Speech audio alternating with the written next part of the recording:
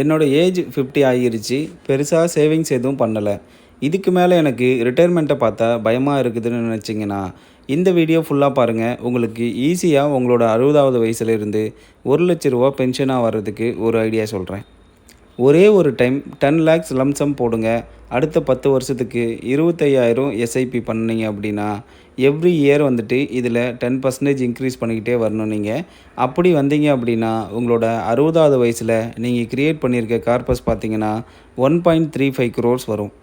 அந்த அமௌண்ட்டை நீங்க அப்போவே வந்துட்டு எடுத்து ஒரு மந்த் ஆன் மந்த்து 1 லேக் வர மாரி எஸ்டபிள்யூ பிளானில் ஸ்டார்ட் பண்ணீங்க அப்படின்னா, அந்த அமௌண்ட்டுங்கிறது பார்த்தீங்கன்னா, நெக்ஸ்ட் ஒரு 25 இயர்ஸ்க்கு நீங்க 1 லேக், 1 லேக் அப்படின்னு வந்துக்கிட்டே இருக்கிற மாரி பிளான் பண்ணலாம்.